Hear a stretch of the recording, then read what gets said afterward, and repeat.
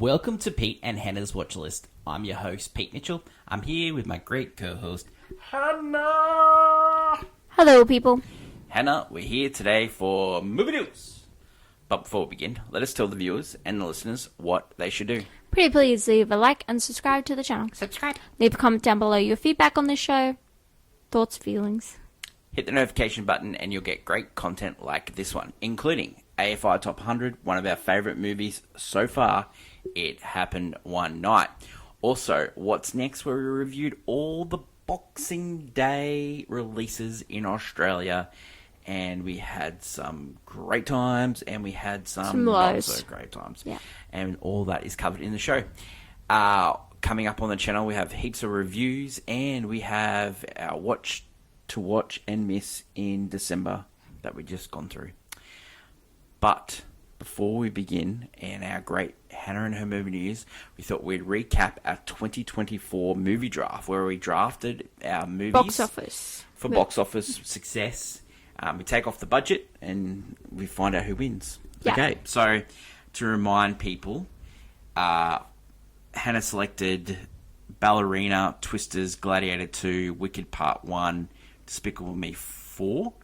I selected Mickey 17, Joker Folie de Fall Guy, Dune Part 2, and Deadpool Wolverine. Ballerina for you and Mickey 17 for me didn't get released, so it's a wash.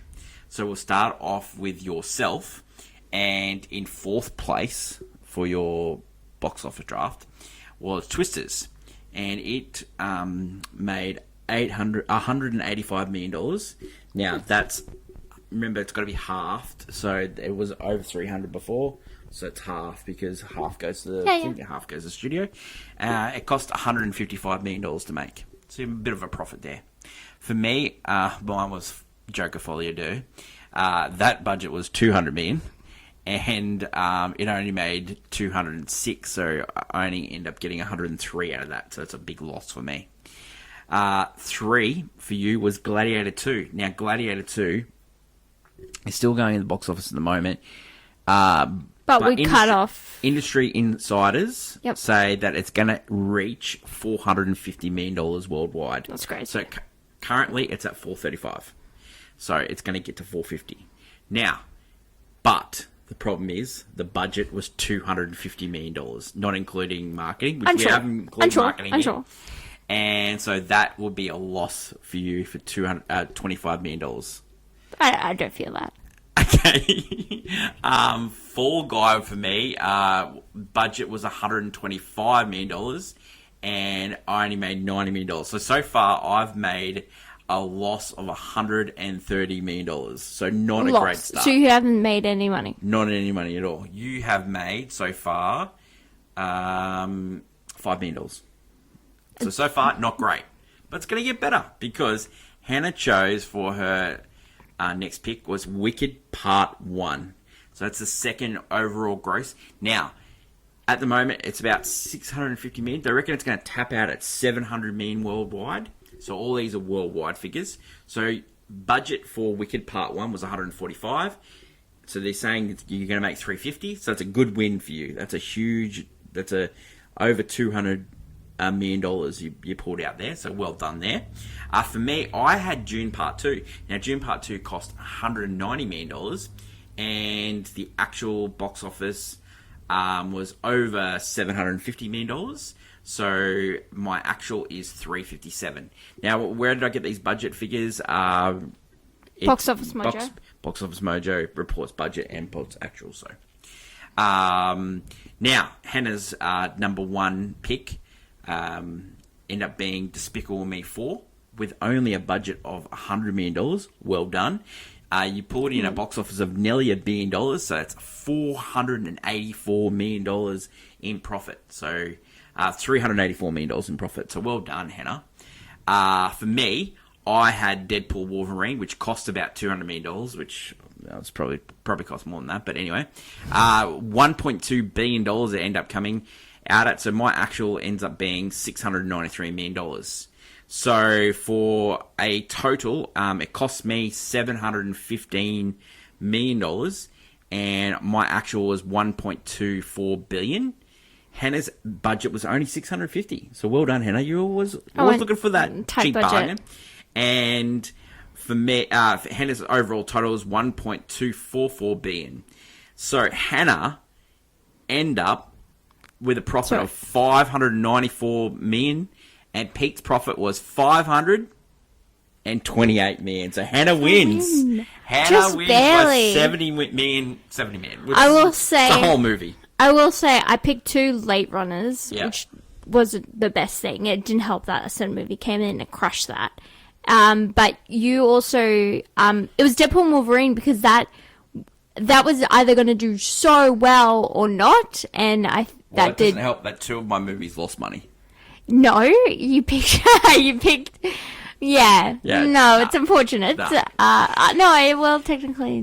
So you're well saying done. glad Now it did. it was a bet at the start of the year, and you got to pick what I had prize. to do for you, and what are you going to pick? The prize is a copy of Wicked Part 1 on 4K. Well, you know what? Can that be plus Blu-ray? No, I have a Did you 4K copy? player.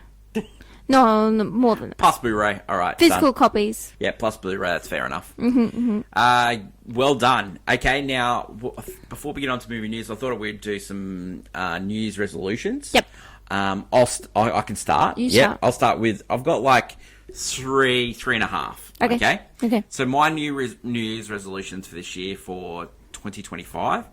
Number 1 is collect all of Christopher Nolan's movies at the highest quality physical copies I can get. So some of them are not released on 4K, but I want to get as many.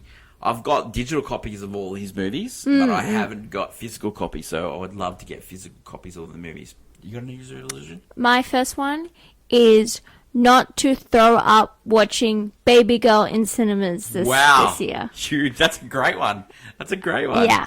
My second New Year's resolution is I want to watch all of Tom Cruise's filmography before Mission Impossible Dead Reckoning. That's beautiful. Part 2. That's beautiful. Yeah, I want to watch all of them. That's nice. Yeah, I've seen most of them, but there's some glaring misses in there, so I want to knock those off. For you? Mine is to actually watch movies that are coming out on Netflix or Amazon Prime that I say, yeah, sure, I'll watch them, and then never do. Especially a lot of the animated movies or even some of the shows. I've been saying I've wanted to watch Invincible for probably 2 years, and yeah. I've never touched it. So, Love yeah. that for you. My final resolution, it's a 2-parter. So, 1, I want to watch more movies that probably the old releases in cinemas, because every time we go, we always have a good time. And the other thing is I want to use the media room heaps, or like our film room. I always want to just devour as much content as we can in here. That's it. For you? Yeah. My last one is to take just mini notes of each movie we see at the movies, due to the fact that at the end of the year when I am researching for the watchies, I've completely forgotten most of them. And it's really hard to go back. I'm like, yeah, I saw it, but Yeah. I don't remember anything significant. You know, great minds think alike. So I'll flash up the new cards that I've created for our reviews, and it's going to help. And it's up on the channel now, and it shows what the movie is, where we saw it, the elevator pitch, reasons to, reasons not to, our rating, box office, Rotten Tomatoes rating, Letterboxd rating, IMDb rating, and so that'll give us a really good point. And we'll do that for every single movie that we watch. So that's up on the channel, and when we do a review, that will be like up on our Instagram page, just saying, yep, this little. So you and everyone at home will be able to keep up with it as well. That's our New Year's resolutions. Let us know your New Year's resolutions when it comes to cinema and television, and drop a comment below. Let us go to my favourite segment, Hannah and Movie News. Welcome back to Movie News. This week, in the wonderful weird mind of Robert Eggers, we get a remake of the occult classic Nosferatu. It's the one with the creepy-looking vampire lord, who in this film is looking for real estate closer to his long-lost lover.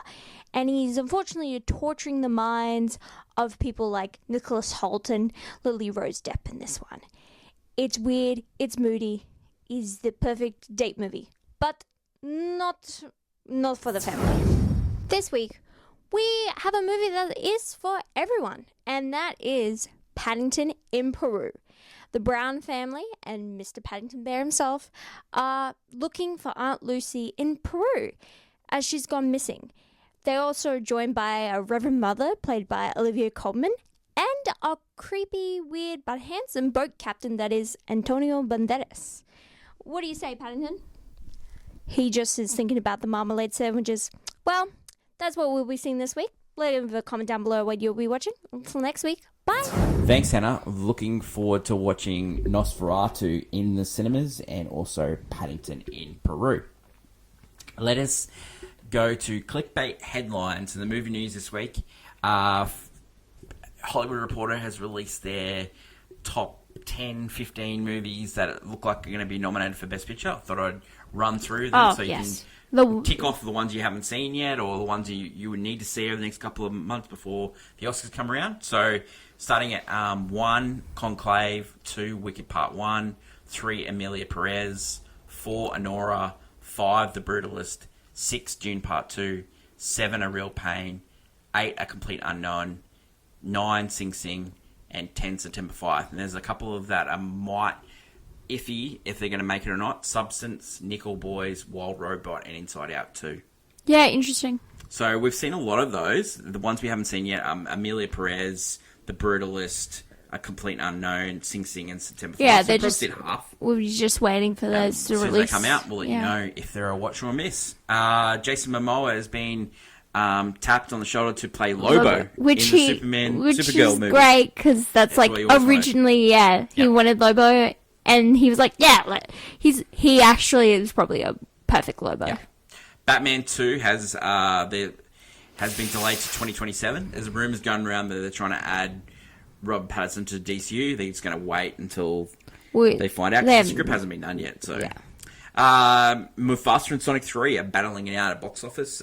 Both did huge numbers. I would say Mufasa was lower, has been lower, of course, but the online course of people on TikTok and stuff, like people are actually trying to give Mufasa a chance. At least the music, because Lin-Manuel Miranda's music is so good that people are like, you know what, might as well. Like it's the holidays. Sonic started really strong, and then Mufasa did it really well over the long period. So like both of them are going okay. And so the box office is up. Box office was slightly down on last year and about 30% down on the record year of 2019.